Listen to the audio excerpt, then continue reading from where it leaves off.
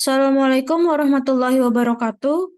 Yang kami hormati Ibu Desi Arianti Utami SGZ MSC selaku dosen pengampu mata kuliah penilaian status gizi. Pada kesempatan kali ini, kami dari kelompok 5 akan mempresentasikan hasil laporan praktikum Posyandu. Saya Nazma Sazia Ezedin dan rekan-rekan saya Revana Galih, Kaila Putri, Nur Hidayatul, dan Suraya Nizar. Tujuan khusus dilakukannya praktikum ini adalah meningkatkan pemahaman tentang fungsi dan peran posyandu, melatih keterampilan komunikasi dan edukasi, melibatkan masyarakat secara langsung dalam kegiatan posyandu. Yang terakhir adalah mengembangkan kemampuan observasi dan analisis terhadap masalah gizi yang ada di masyarakat.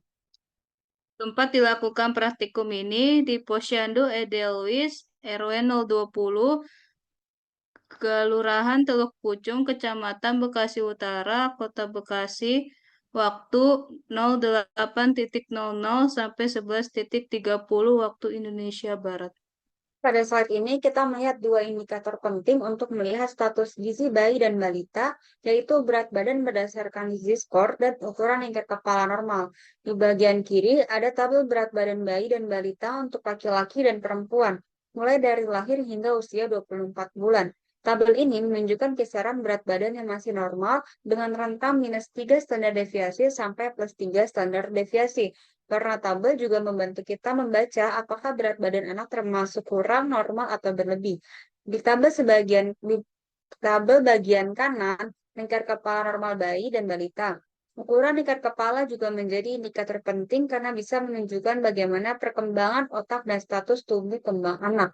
Selanjutnya, ada tabel panjang badan bayi dan usia anak di bawah 2 tahun atau balita. Data yang digunakan berasal dari standar WHO yang banyak dijadikan acuan di layanan kesehatan.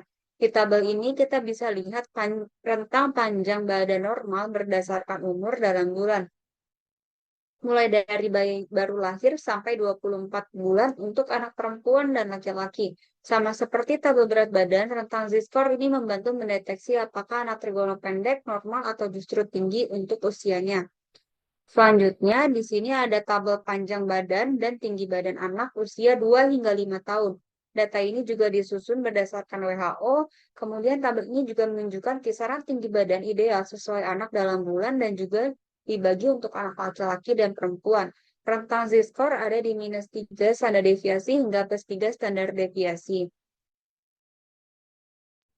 Selanjutnya, ini adalah hasil pengukuran antropometri bayi dan balita.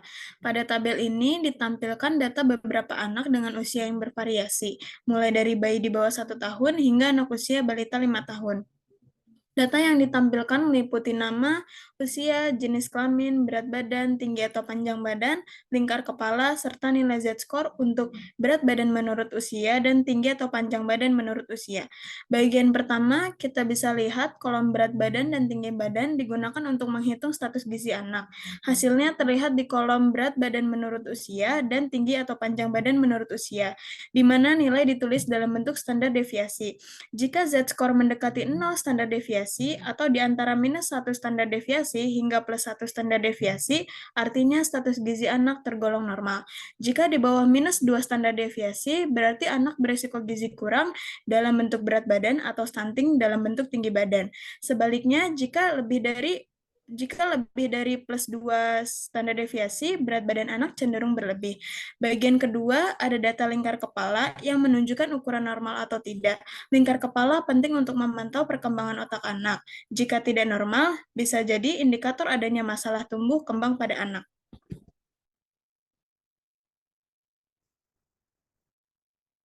Selanjutnya adalah pembahasan pengukuran antropometri bayi dan balita.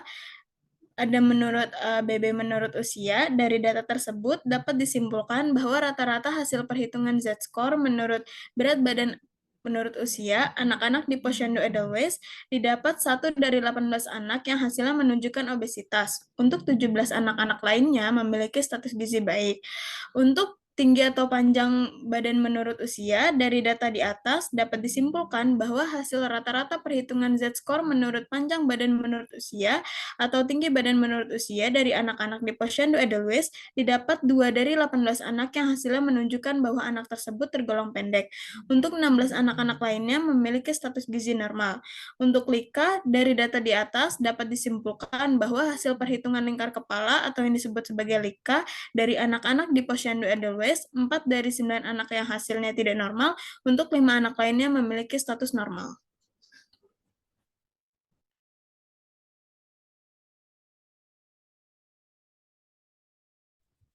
Selanjutnya, hasil pengukuran antropometri pada ibu hamil yang kami lakukan di Posyandu Edelweiss.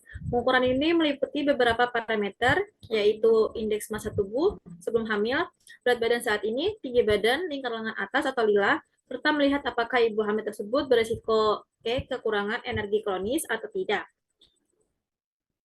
Terdapat 3 ibu hamil yang kami ukur, yaitu 1 ada Ibu Nita, usia 32 tahun, dan usia kehamilan 20 minggu. IMT sebelum hamil, obes 2, berat badan 74 kg, tinggi badan 153 cm, lila 34 cm, tidak bersikopek, kenaikan berat badan selama kehamilan 9 kg. Yang kedua ada Ibu Tri, usia 34 tahun, usia kehamilan 34 minggu. IMT sebelum hamil underweight, berat badan 50 kg, tinggi badan 161 cm, lila 23 cm, bersikokek, kenaikan berat badan hanya 5 kg. Terakhir ada Ibu Yanti, usia 35 tahun, usia kehamilan 23 minggu, IMT sebelum hamil normal, berat badan 60 kg, tinggi badan 155 cm, lila 33 cm, tidak bersikokek, kenaikan berat badan 3 kg. Dari ketiga ibu tersebut, terlihat adanya variasi status gizi yang menunjukkan pentingnya pemantauan secara berkala, baik dari segi berat badan maupun asupan gizi selama kenaikan. Selanjutnya di sini ada pembahasan pengukuran antropometri ibu hamil. Dari data tersebut, Ibu Nita, IMT sebelum hamil kurang dari 30, Ibu Nita, IMT sebelum hamil di angka 30 termasuk obes, berisiko tinggi preeklamsia. Lilanya 34 cm, normal, tidak bersikokek, kenaikan BB 9 kg dalam 20 minggu. Lalu yang kedua ada Ibu Tri, IMT sebelum hamil kurang dari 18,5, kurus, resiko bayi lahir BBLR, prematur, plasenta kecil. Lila kurang dari 23,5 cm, resiko kekurangan energi kronis atau KEK. Kenaikan BB hanya 5 kg dalam 34 minggu, sangat kurang. Dan terakhir Ibu Yanti, IMT sebelum hamil normal di 18,5, risiko kehamilan tergolong rendah, lilanya 33 cm, normal, tidak ada tanda KEK, kenaikan BB 3 kg dalam 23 minggu, agak rendah namun masih dalam batas toleransi.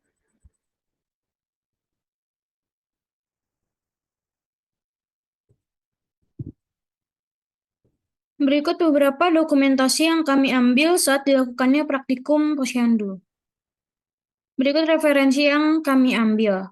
Sekian dari kami, kurang lebihnya mohon maaf. Wassalamualaikum warahmatullahi wabarakatuh.